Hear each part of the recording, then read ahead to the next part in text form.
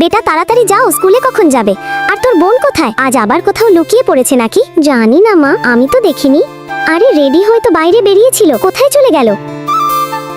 মনে হয় পাশের বাড়িতে গেছে। হতে পারে, চলো দেখে আসি। ঠিক আছে চলো। আরে ভাই সাহেব, আমার মেয়ে কি আপনার বাড়িতে এসেছে? না না বোনজি, আমার বাড়িতে তো আসেনি।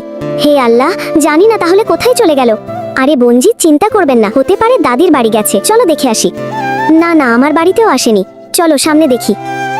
বোনজি, শেষবার আপনি আপনার মেয়েকে কোথায় দেখেছিলেন? আরে ভাই সাহেব, সেটাই তো বুঝতে পারছি না। রেডি হয়ে বাইরে বেরোনোর পর থেকেই আর খুঁজে পাচ্ছি না। এখন তো স্কুলের সময়ও শেষ হয়ে গেছে। হ্যাঁ, এখন পুলিশ ডাকতেই হবে। হ্যাঁ হ্যাঁ। আরে ওকে ঝুপড়ির ওপর। আরে এ তো আমারই মেয়ে। এই রে, তুই ওপরে কেন বসে আছিস? আহা, আপনি দেরি করে ফেলেছেন, আমি আজ স্কুলে যাব না। সাব্বাস বোন, তোর চক্করে আমিও আজ স্কুলে যেতে পারবো না।